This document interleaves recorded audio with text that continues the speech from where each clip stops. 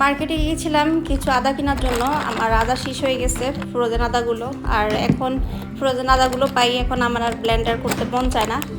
Fresh fresh আদাগুলো যে ছিলে সুন্দর করে যে ব্লেন্ড করব, ওইটা আর শরীরে দেয় না। তো এখন এই ফ্রোজেন আদাগুলোই কিনি।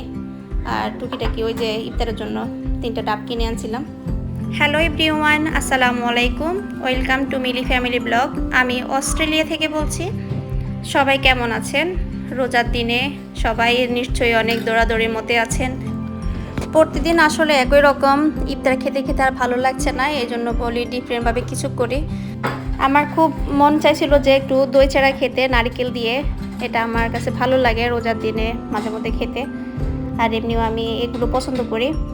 তো এই জন্য আজকে বলি যে দই চাড়া বানাই, শরীরটাও ভালো লাগবে খেলে হয়তো। আর এটা খেলে আসলে শরীর শীতল লাগে। দইটাও করা ছিল, এই জন্য বলি চেরা কটা ধুয়ে নিই। চেরাগুলো ধুয়ে এখানে আমি ওই দধিটা দিয়ে দিয়েছিলাম, আর এটার উপরে কিছুটা নারিকেল দিয়ে দিয়েছি। নারিকেল এগুলো আনছিলাম আজকে 3-4 দিন আগে। 3টা নারিকেল আনছিলাম, আপনাদেরকে দেখাইছিলাম আরেকটা ভিডিওর মধ্যে। আর এটা হচ্ছে ম্যাঙ্গোকে ভালো করে জুস করে নিয়েছি। জুস করে এখন উপর দিয়ে দিচ্ছি একটু ডিজাইনের জন্য, দেখতে সুন্দর লাগবে। আর আমি এমনি ম্যাঙ্গো দিয়েও আবার চেরা দিয়ে মুড়ি দিয়ে খাই, আমার কাছে ভালো লাগে। বিশেষ করে মুড়ি দিয়ে খাই বেশি আমি, ম্যাঙ্গো দিয়ে আমার কাছে খুবই ভালো লাগে। আর উপর দিয়ে তো একটু খেজুর দিয়ে দিলাম, চিনি দিয়ে দিলাম। এই তো ডেকোরেশন হয়ে গেছে। ইফতারের টাইমও হয়ে গেছে আমাদের, এখন 2-3 মিনিট বাকি আছে। তো আজকে এই ইফতারটা খেয়ে তো পেলছে, আপনাদেরকে তো লেট করে এখন ভিডিওটা দিচ্ছি। ইফতারটা খেয়ে আসলে অনেক শান্তি লাগছে ওই দিনটা, ওই পুরো রাতটা অনেক শান্তি লাগছিল। ওই যে ইফতার হাবিজাবি এগুলো ভাজা পোড়া এগুলো খেয়ে যে শরীরের মধ্যে একটা অস্বস্তি ভাব হাঁসফাঁস লাগতো, আজকে আর এটা লাগে নাই। আমার হাজব্যান্ডকে বলছিলাম যে আজকে এটা খেয়ে ভালো লাগছে, এটা আমরা মাঝে মধ্যে খাবো ইফতারে। অনেক ভালো লাগছে আজকের ইফতারটা খেয়ে। আর ওই যে ডাবটাও ঠান্ডা ঠান্ডা ছিল, কোল্ড ছিল এটা। ডাবটা খেতেও ভালো লাগছে। আর আমি আপনাদেরকে একটা জিনিস দেখাবো, সে জিনিসটা একটু ওয়েট করেন, দেখাবো ইনশাল্লাহ। ওই জিনিসটা এই রোজার মধ্যে আমি পাই এত বেশি খুশি, আল্লাহর কাছে শুকরিয়াও জানাচ্ছি। আর আমার হাজব্যান্ডের জন্য দোয়া করছি, তার জন্যই খেতে পারছি, সে যেহেতু আনছে। আমাদের ইফতারের টাইম আর বেশি নেই, আজান দিয়ে দিবে। তো আজকেই তো আমাদের ইফতার, আলহামদুলিল্লাহ। আপনাদের কাছে কেমন লেগেছে আমার ইফতার আয়োজন? আপনারাও একদিন খেয়ে দেখবেন যে ভালো লাগবে খেতে, অনেক রিল্যাক্স লাগবে ওই দিনটা। ভোর রাত্রে দেখবেন যে যতই অমৃতই রান্না করেন, কোনো কিছুই খেতে ভালো লাগে না। ভোর রাত্রে আসলে ভাত খাওয়াটা একটু আমার কাছে খুবই কষ্টকর। আজকে ভোর রাত্রের জন্য কিছু মাছ রান্না করব। এগুলো হচ্ছে সার্ডিন বলে আর কি, এখানে পাওয়া যায় মাছগুলো। এগুলো ফ্লেভারটা পুরোপুরি একদম ইলিশ মাছের মতো। মাছগুলো খেতে অনেক মজা। আমি জানি না বাংলাদেশে এগুলো আছে কি না, কোথেকে আসে এগুলো সেটাও জানি না। আমার কাছে মাছগুলো খেতে ভালোই লাগে, আমি মাঝে মধ্যে এগুলো দোপেজু করি বা ভাজি করি। তো আজকে এগুলো ভাজি করবো, এর জন্য তো দেখছিলেন এখানে কিছুটা পেঁয়াজ, হলুদ, জিরের গুঁড়ো, ধনিয়ার গুঁড়ো, মরিচের গুঁড়ো দিয়েছিলাম। কাঁচামরিচটা ভুলে গেছিলাম দিতে, কাঁচামরিচটা দিই নেই। এগুলো সব কিছু দিয়ে এখন এগুলোকে সুন্দর করে ভাজি করে নিব। এগুলো তো আগে ভাজি করতে ছোটো ছোটো মাছ একদম ভাজি হয়ে সিদ্ধ হয়ে গেছে, বেশি ভাজি করা লাগে না, হালকা ভাজি করতে তো হয়ে গেছে। আর কিছু ডাল রান্না করছিলাম, এই জন্য বলি যে এগুলো ভাজি করি। আর আপনাদের কাছে আমার একটা রিকোয়েস্ট, যদি আমার ভিডিওগুলো আপনাদের কাছে ভালো লেগে থাকে অবশ্যই লাইক সাবস্ক্রাইব করে আমার পাশে থাকবেন।